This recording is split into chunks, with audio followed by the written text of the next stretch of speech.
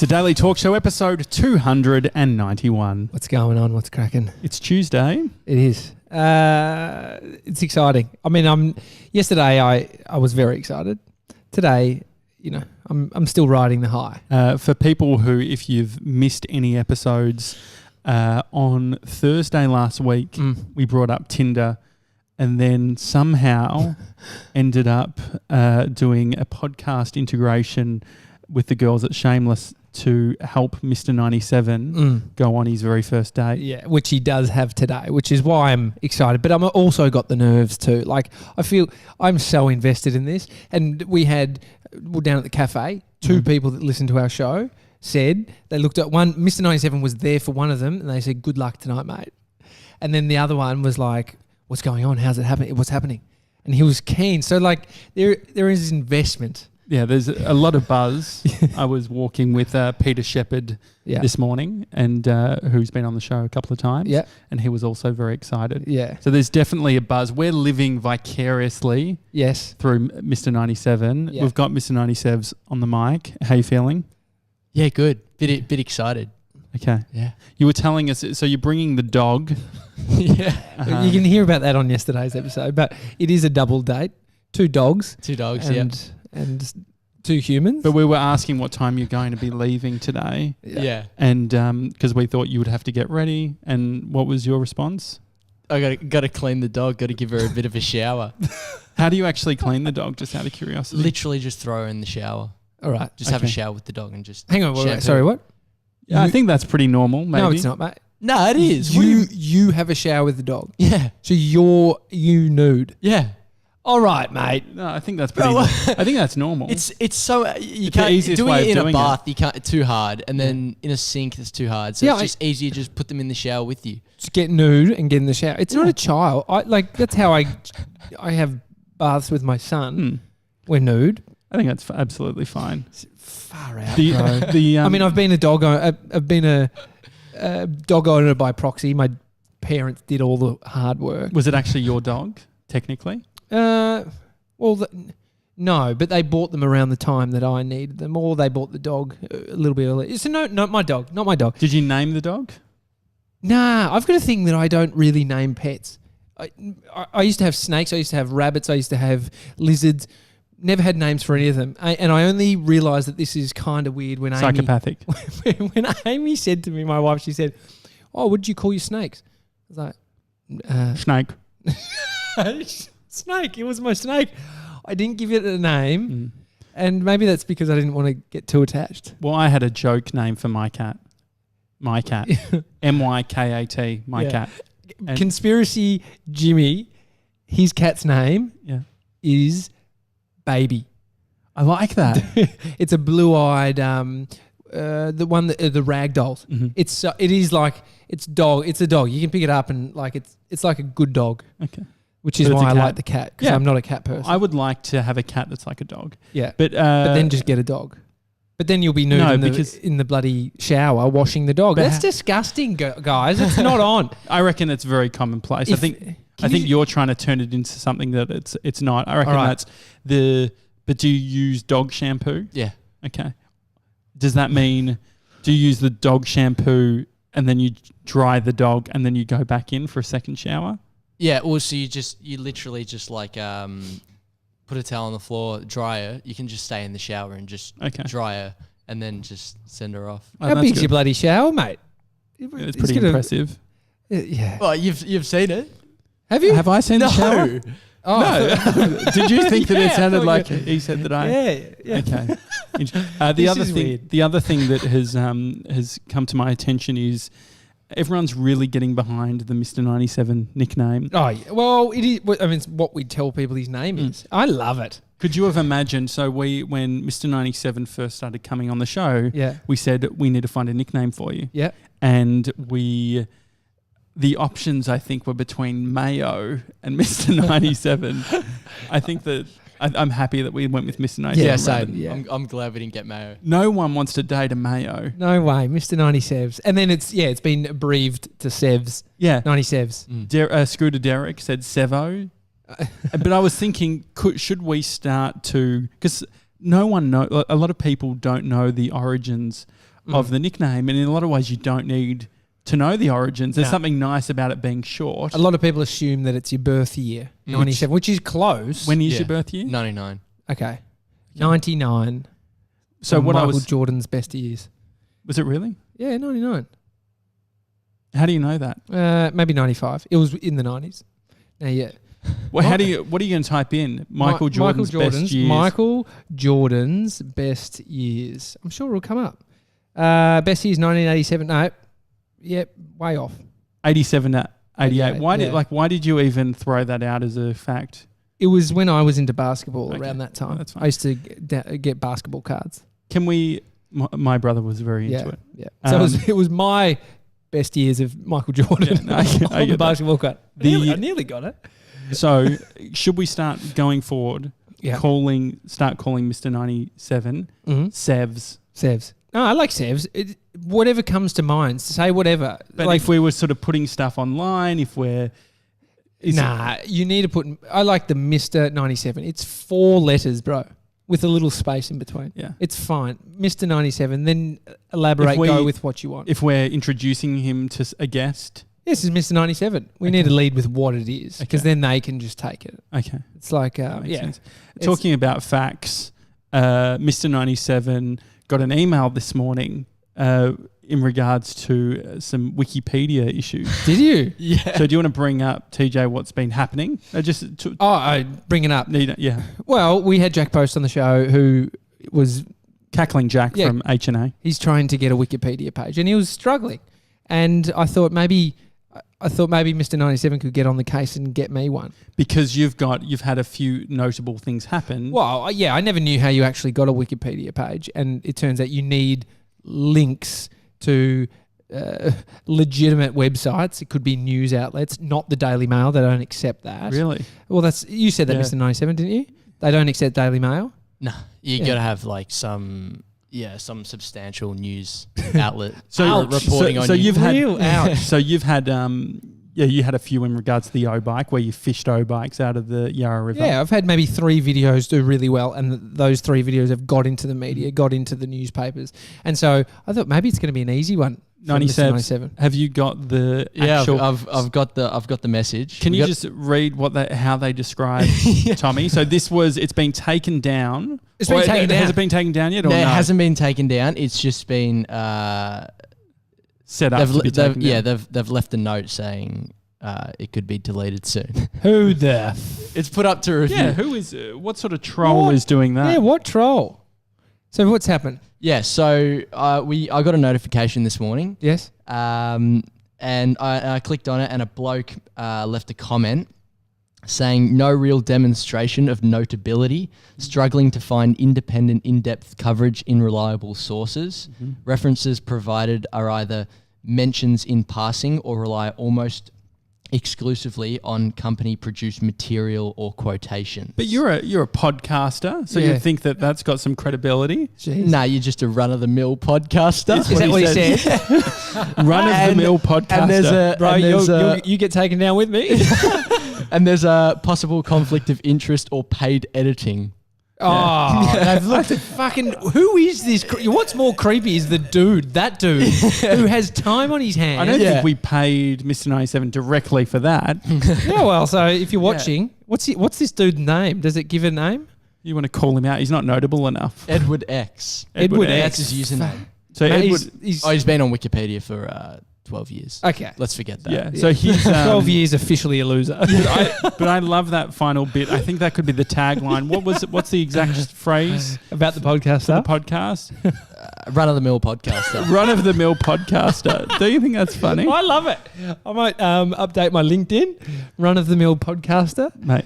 What is that phrase? Let's look up run-of-the-mill. And what is run of the mill? Like what does that mean? Where's that from? What's the origins of that? Something or someone that is run-of-the-mill is probably not notable. The phrase run-of-the-mill appears to have originated from early factory quality control and described work that had not been graded and was therefore unlikely to be either exceptionally good or exceptionally bad. Okay. It's just run-of-the-mill. Well, we're not exceptionally good. We're not exceptionally bad. Run-of-the-mill is a great title of a podcast. Yeah.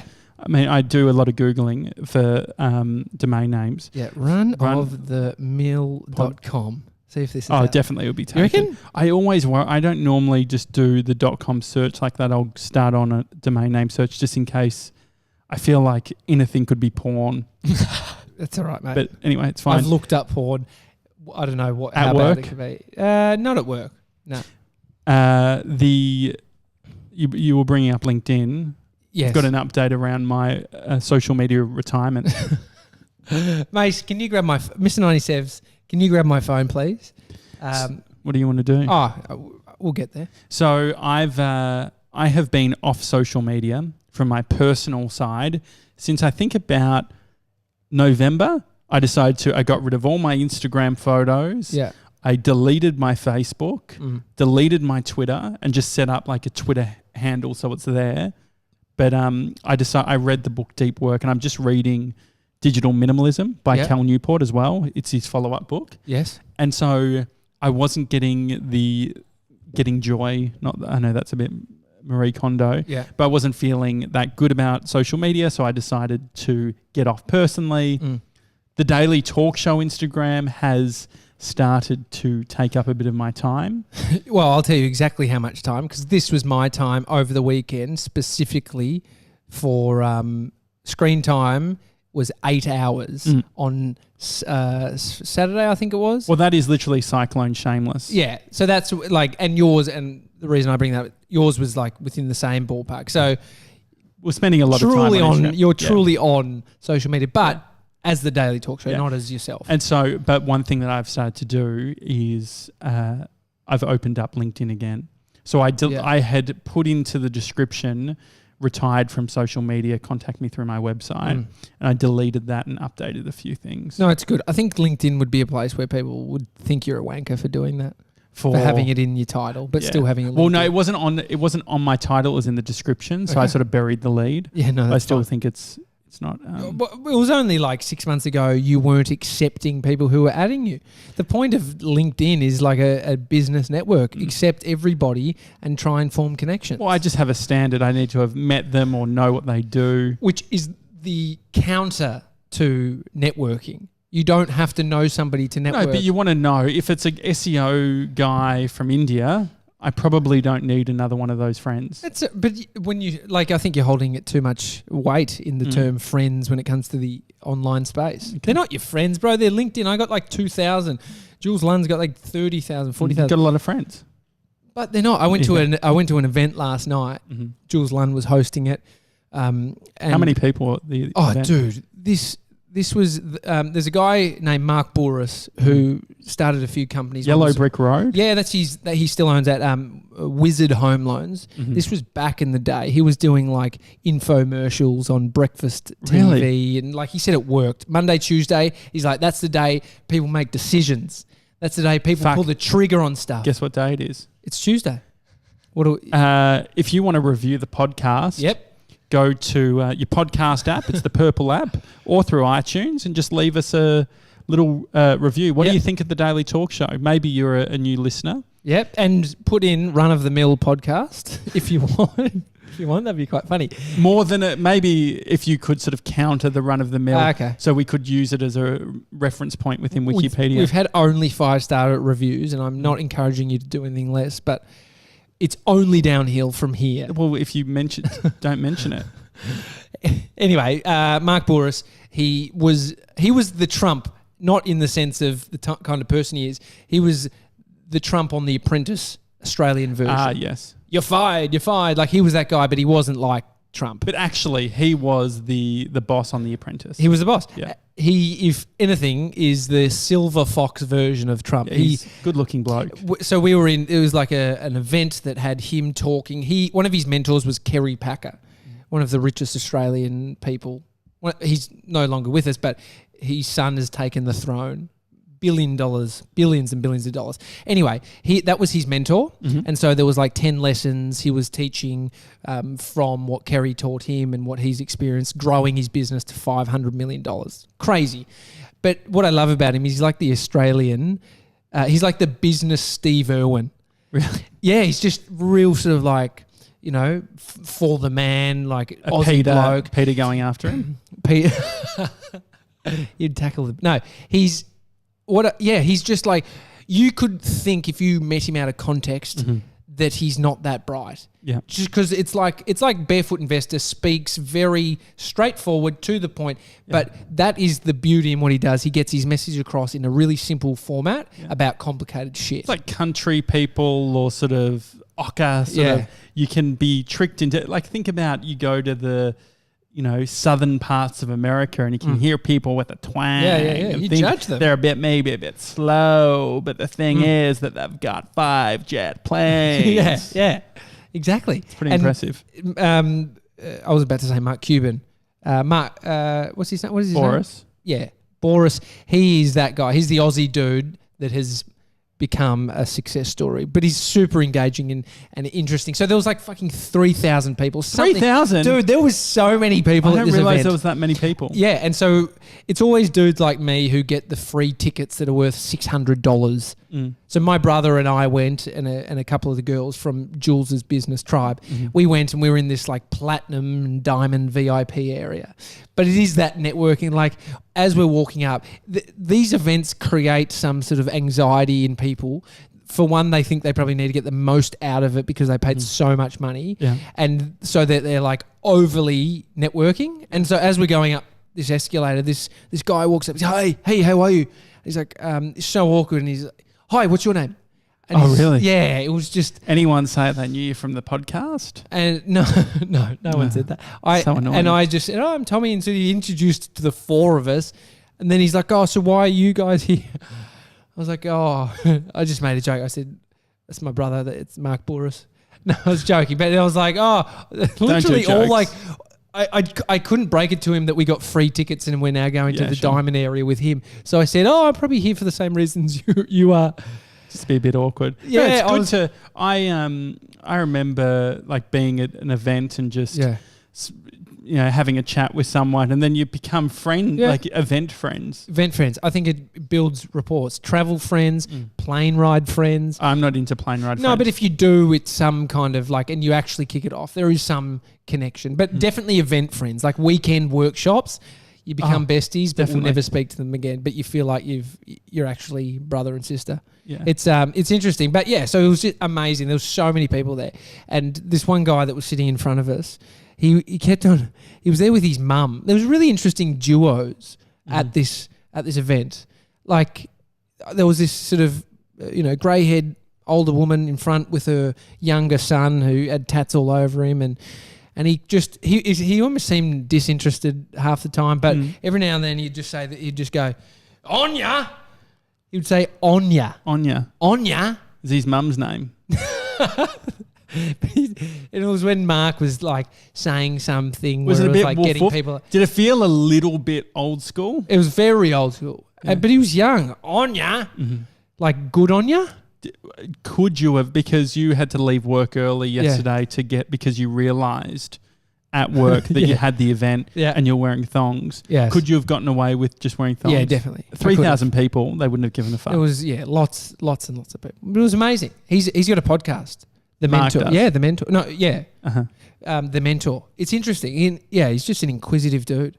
And but old school, like one of the things he said he did when he owned Wizard years and years ago was every Friday night he'd send an email out to every one of his staff members. And the way that the reason he did it was 6 p.m. on a Friday, and he was testing people. For what? It's how quickly they would get back to him, and also don't you think that's such a bad culture? And also how long the response would be. And then what he did was matched that. So the length of the response, the time in terms of how quick it came back against their sort of achievements. And he said the ones that wrote back quickest with the longest email were the most successful within his business. You've read Jason Fried's book from 37 Signals, which is sort of the polar opposite of that. Why work doesn't have to be crazy. And these dudes have created a business. It's a monster, making $100 million a year or something. But could it make that without the bullshit? Like, this is the thing. I think his story that he's so sold on. Like he's telling people, fuck, who's like, who in the audience has, lost, who has insomnia. And they're, he's like, well, good. It's like, he's that old school. Work harder. Yeah.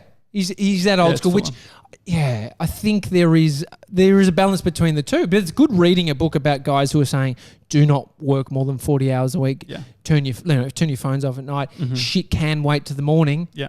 It's not the end of the world. And then the opposite. And so there has to be some alignment. You've got to be flexing between the two. But I think if you were just consuming that content, you could go down a very dark it's not it's not sustainable. Potentially. Like anxiety, the stress that it can cause. It's too much. Yeah. But it was a good experience. And I would love to have him on the podcast. He was talking about podcasting a lot. And he was just talking about the benefits of it, which we know. Yeah. Finding love for young 19-year-olds. Mr. 97. It's right up there for our achievements. What have you... So what's happening? So I've decided that we decided as a team we're just going to give random names to the different dates. You were saying date 1, date 2. Yeah. I wanted to humanize them because they are human beings. I also said no say, no sue. So if we don't want to be sued. I mean, I've felt the full brunt of the police contacting the radio station saying, you guys need to pull your fucking segment about finding that hot cop. So I get it. Yeah. But where we landed was Sharon. Sharon. So for today's date, we will call her Sharon from now on. And so 97s, what are the details in regards to cooking for Sharon? What are you going to bring? What sort of, do you know what sort of cooking, like a kitchen arrangement Sharon has? No idea about the kitchen arrangement, but there's a supermarket nearby, so I need to ask. That's all sorted. Have you got Sharon's phone number? No. Okay. Disappointed. So it's all coming through Instagram. Nah, disappointed. Let me just read you. This is a horror story. Yeah. This is why you need to do this. So Kyle. Email. Hi, Kyle, the Daily Talk Show. Yeah, exactly. Send those through. He works up in Bendigo for a radio station. He said, boys, this is brilliant form from Mr. 97. I thought I'd share with you a similar experience to what Mason's going through. A couple of weeks ago during Valentine's week, I was catch of the day on the breakfast radio show up there. This is because the thing is that you and I are always talking about, I say, I just don't want to be too radio. Yeah. And then it's like, maybe we could find Mr. 97 a wife and it goes out the window. It's fun. Anyway, he ended up getting a rose from a girl and so they were chatting on DMs and he said the date was a cracker. Yeah. Grilled burgers at One Tree Hill as the sun set at Cross Bendigo. It was magic. There was even a little bit of a hanky-panky, which I just think he means a kiss. Yeah. I mean, yeah. A little bit of a kiss. Anyway, regrettably, on the date, I didn't ask for a number. It's now been 2 weeks. I've slid into her DMs a couple of times to see if she wanted date number 2. I've had no response. Shattering. So this is what I mean. Remember how I was saying get onto the cellular phone? It would be pretty shattering getting no response on a phone call pickup as well. No, I'd rather the phone call. You know that it's a hard no. Yeah. But I think it's a hard no right now. If anyone who is in their 20s doesn't respond to your Instagram within 24 hours, it's a hard no. Yeah, that is a hard no. Is that fair? But I also think just get the number. Yeah. Don't, take it. Take it to the phone. Just do it. Don't please. Please. Can you any other days? Just get the number. Like, what if you get there? You're, in bloody Coburg texting, trying to DM her. Yeah. And her reception's died for the internet. You're trying to do a bloody search on the white pages from Sharon from Coburg. Do you know how many Sharons there are in Coburg? You got to have the phone number so you can call. Yeah. This is all a learning curve for you, son. It's good. I don't like that we said Coburg. I don't like that we're giving details away, but that's okay. No say, no sue. Yeah, exactly. And it actually, the phone thing reminds me of growing up and speaking to people on the phone to the point of going. I remember Brie and I back in the day when we first were even just friends and would like fall asleep talking to each other on the phone. So cute. Josh has been with his partner for 11 years. It's been a long time. Yeah. And so we had, but I also even remember the time where before that where you would get, I could like listen in, like, you'd have multiple phones in the house, so I could listen to my brother having conversations. Did you ever do that? Or Mum, get off! She was on You'd the hear the pickup on the sort of thing. landline. I was on the portable. It's God, times have changed. I even Times have remember changed. the analog wireless phones. If you turned off the base, so where it connected to, Yeah. and you turned on the phone, you could pick up other phones. Really? In different, like, so you could hear people's phone. I mean, you're the calls. guy that's still got the walkie-talkies. Can you're moving into your house this week. Yeah. Can you please bring those walkie-talkies in? Yeah, absolutely. Have one next to your bed, and so if I get in early and you've slept in, I'll just get on. I would love to get into a real CB radio sort of. Wouldn't it be cool?